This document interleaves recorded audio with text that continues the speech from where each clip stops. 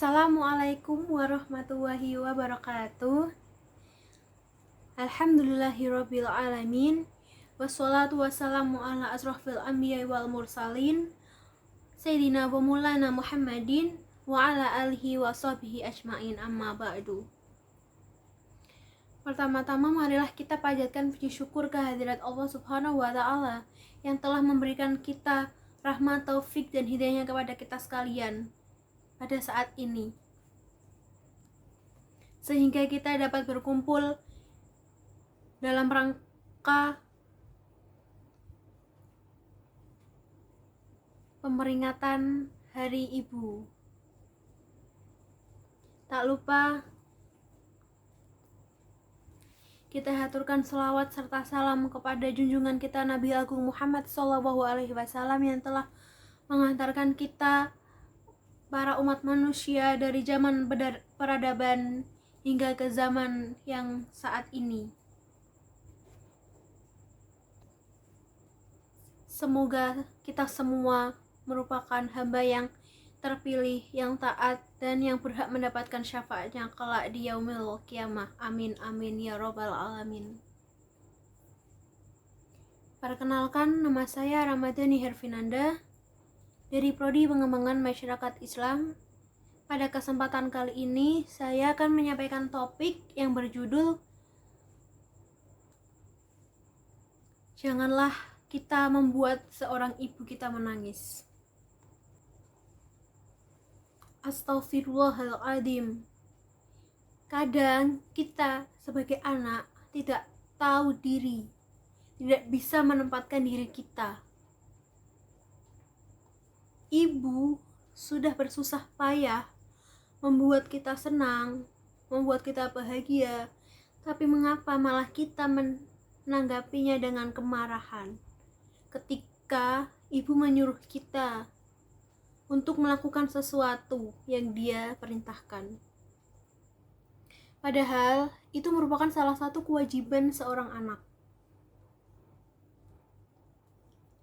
Anak marah kepada ibu sampai membuat ibunya menangis.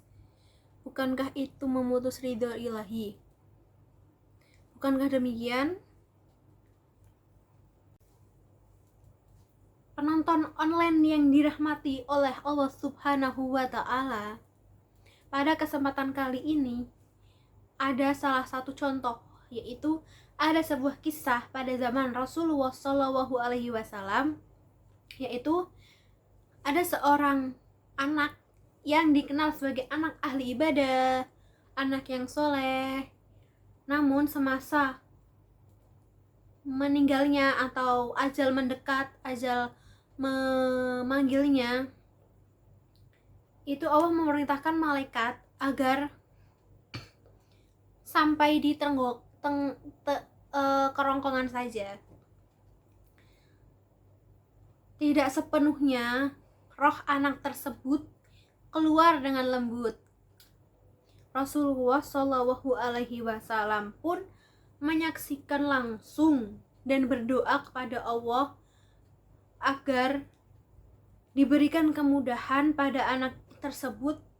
Namun Allah tidak mengizinkannya. Bukan hanya itu saja penderitaan yang diterima oleh anak tersebut, melainkan ketika ia ingin dikuburkan ke dalam tanah, namun tanah tersebut menolak kehadirannya. Akhirnya Rasulullah SAW pun menyuruh salah satu sahabat untuk memanggilkan ibu dari si anak tersebut. Ibu yang dimaksud itu pun datang menemui Rasul. Kemudian Rasul bertanya, "Apa sih kesalahan anakmu semasa hidupnya, wahai ibu?" "Tidak ada ya Rasulullah, anak saya tidak pernah melakukan kesalahan apa-apa. Dia anak yang baik ya Rasulullah, dia anak yang soleh," jawab ibunya. Sampai Rasulullah bertanya sebanyak 3 kali dengan pertanyaan yang sama. Sampai akhirnya Rasulullah pun berkata, "Maafkanlah anakmu wahai ibu, agar selesai naza anakmu. Kemudian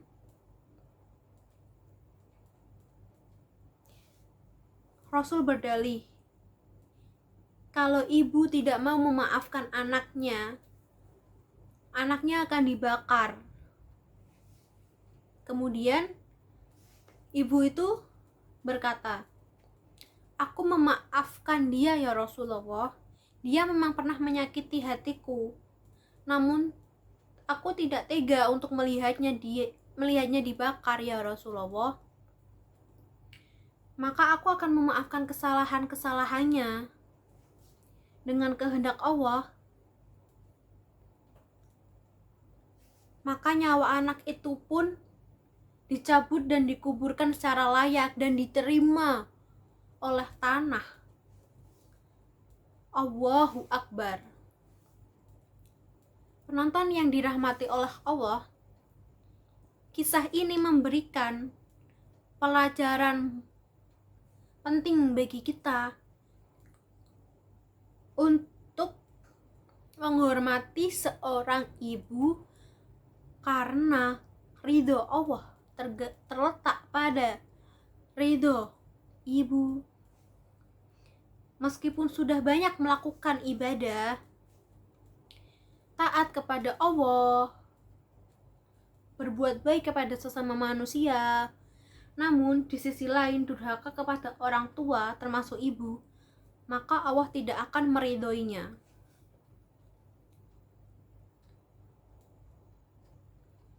Salah satu bentuk durhaka kita kepada ibu yaitu membantahnya dan berkata kasar kepadanya sampai membuat ibu kita menangis. Na'udzubillahi min dzalik. Semoga kita semua termasuk ke dalam orang-orang yang berbakti kepada orang tua termasuk ibu. Amin amin ya robbal alamin. Mungkin cukup itu saja yang saya sampaikan. Maafkanlah kalau bunga kenangan di atas kubur, pucuk saripan dan Jawa, apa guna sombong dan takabur, rusak hati badan binasa. Wassalamualaikum warahmatullahi wabarakatuh.